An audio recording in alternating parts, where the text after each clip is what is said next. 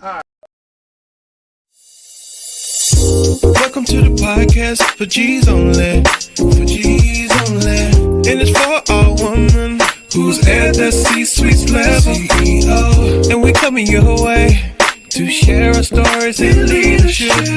So we walking the walk, talking the talk, being the boss lady. Welcome to the C-suite, where we help build women leadership and how to be the boss lady. So welcome to the C-suite. So let's talk about being a CEO. Welcome to She Suites Podcast with your host, Jodi Hood. This is a place where She Suite executives share and compare unfiltered realities that our male counterparts will never face. We laugh, we cry, we thrive, and we survive. Today's topic is a really good one. Now, we're going to talk about, can we all just get along? Embracing generational diversity in the suite. Did you know that generational diversity is broader than ever in today's workforce?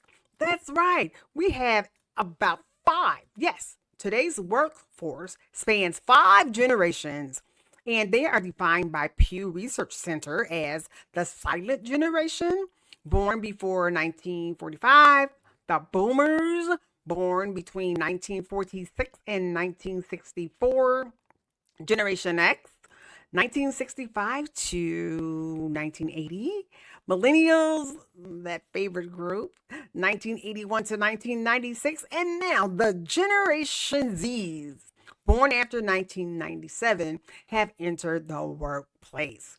Now, each generation, they are shaped by their unique socio-cultural and economic context. And they have different values that they bring to different aspects of work in the workplace.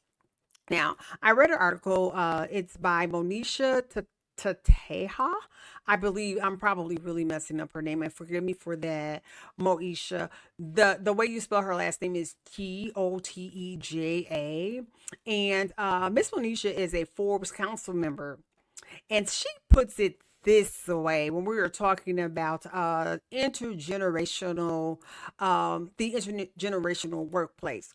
This is what she believes. She says that it's helpful to understand the communication styles of each generation, and they are rooted in events, technology, and values that were current at the time when they were born and when they were coming up.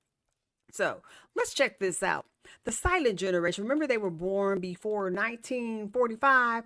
Now, this generation was born into the Great Depression and World War II.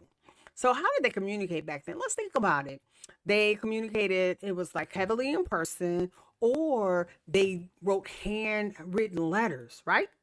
So during World War II in particular, if you wanted to communicate with your loved one, you had to communicate how? Through letters. And it would often be sporadic because it had to go way overseas. And we were talking about snail mail. That was really snail mail then. So you also have to remember back then, goods and services were not always immediately available immediately. So what did this generation have to be accustomed to? Delayed gratification, right? So if the military life, if that helped to shape the culture at that time, well, there was what? A strong emphasis on hierarchy. Okay, so that means what? You have respect for senior or seniority, structure, and honesty. And as a result, this is what she believes. People of this generation tend to learn via long written communication that includes clear explanation of thought, right? And they often want to be able to, I want to look someone right in the eye when I'm communicating. Now, that could be very difficult if you're communicating with somebody who's used to just talking through text and email. But let's get on with it. Baby boomers. Now, they were born when, again, let's keep this in mind, between 1946 and 1964. So what did boomers have at their fingertip? They had the radio.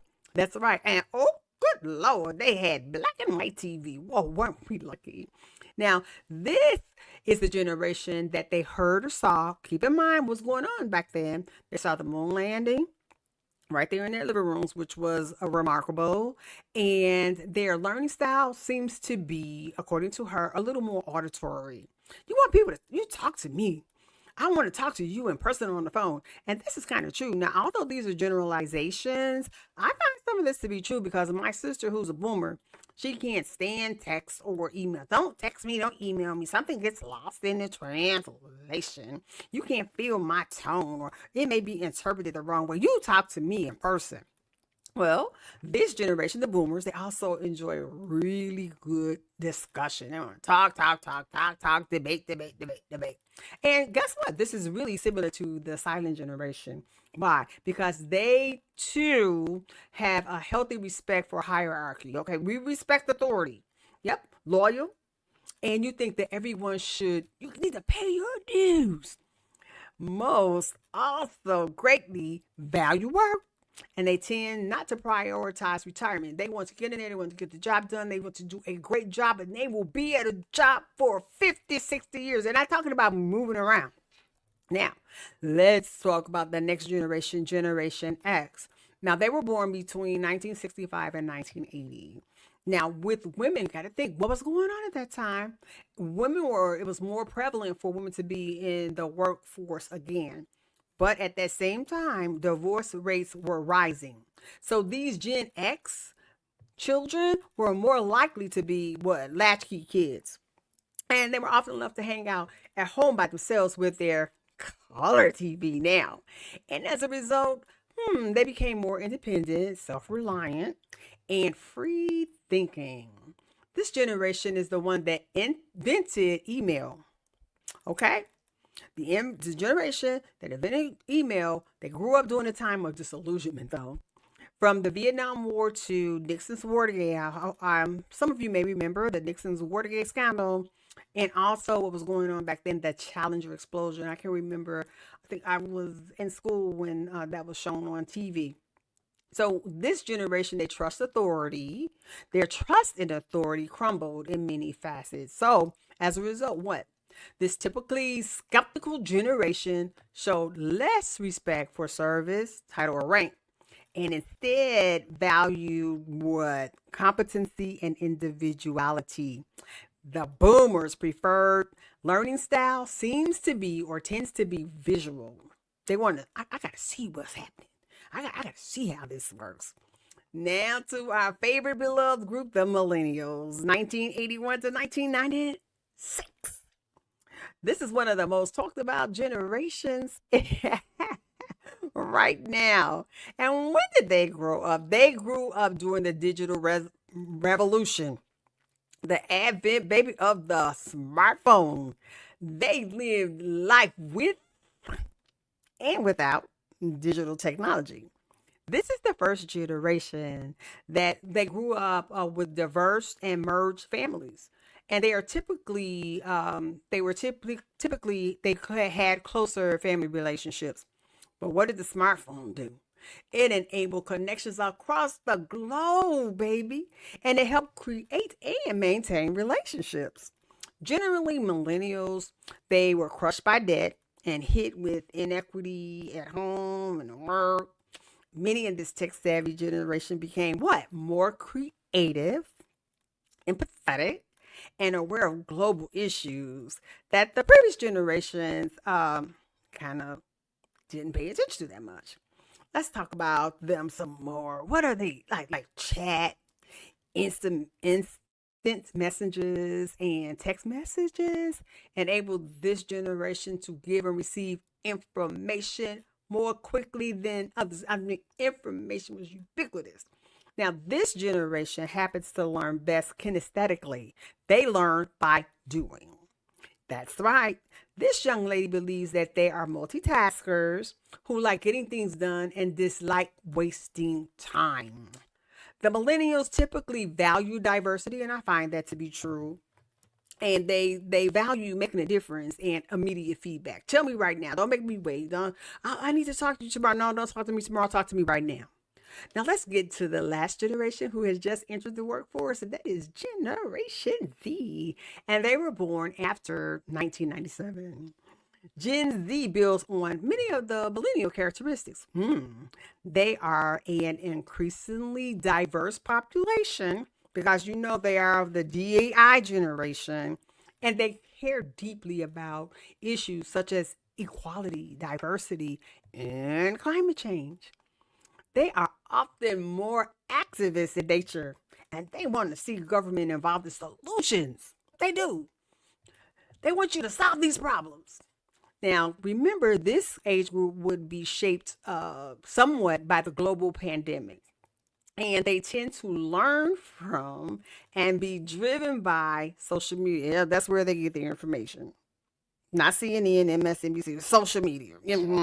Twitter, Instagram, Snapchat, and TikTok. Not even Facebook, because they say Facebook is for old people. What do they value? They value short, quick bursts of thought that are relevant to the current conversation. Okay, don't have a long conversation with them. They want you to get to the point, get to the point. And having grown up with technology, I mean, they were just right there with it. They're digital natives. Their world changes rapidly. Everything moves quick, moves fast. I call it the microwave society. And they tend to move quickly to stay current. Anything that moves too slow for Gen Z, uh-uh, is irrelevant or obsolete to them. Now, these generational experiences, they shape also the motivation factors for how one moves in the workplace. Okay, so what do you mean, Dr. Jodi? What do you mean? Okay, let's think about it. Let's think about it. And now this is a generalization, which means it probably applies to most, not all. So let's talk about baby boomers. Baby boomers, they have meaningful work, job security, and opportunities for professional development. Those are all like important motivators for them.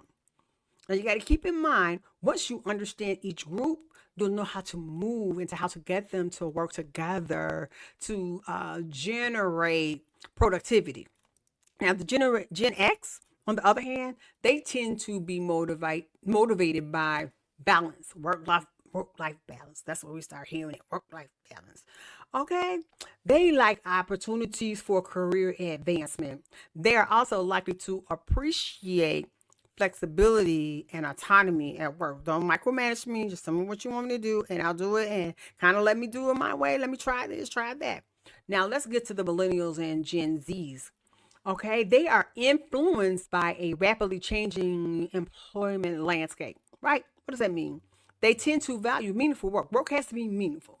They value personal growth, and they like a strong company culture that aligns with their values. They are often motivated by opportunities. I want to learn something new. I want to make an impact. And if it is socially responsible organization, you have the millennials and Gen Z.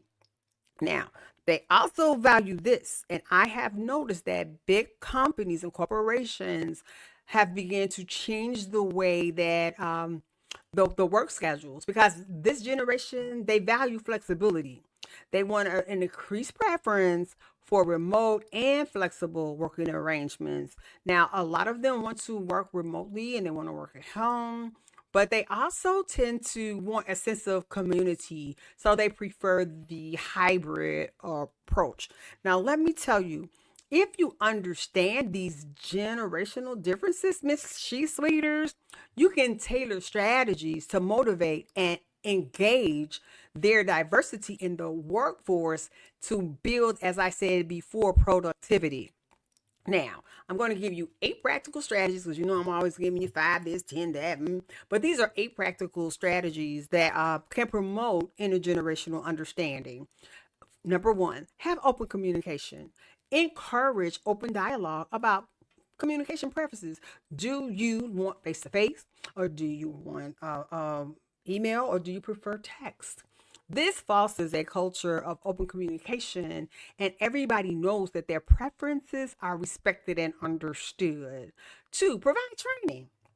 Offer training sessions that can help different generations understand each other's perspectives.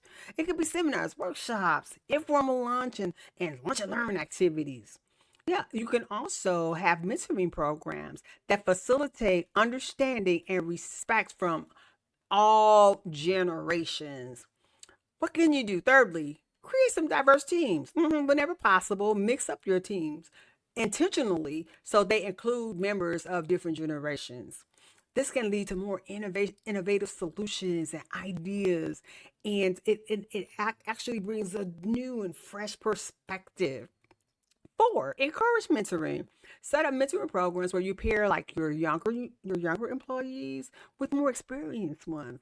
This can be a great way for different generations to learn from each other and to build mutual respect. Five, acknowledge and value different strengths. Each generation, they're going to bring their own unique set of strengths to the workplace. Let's learn to acknowledge them and value them. Six, flexibility. To be successful in the suite and with your hires, you can't be rigid. Rigidity is out.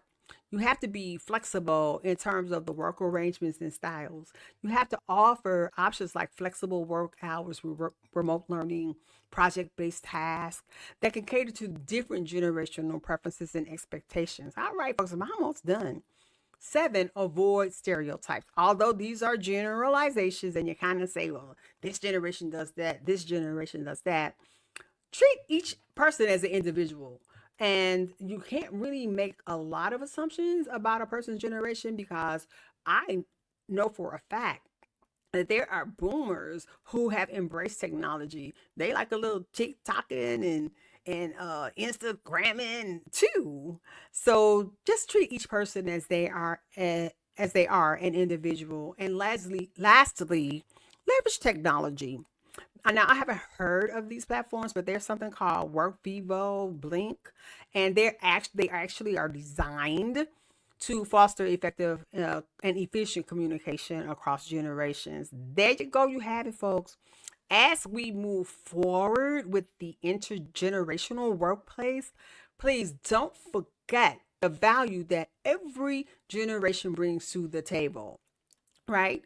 It is in acknowledging and embracing the past wisdom and future innovation that we're going to find the true power of a multi-generational workplace.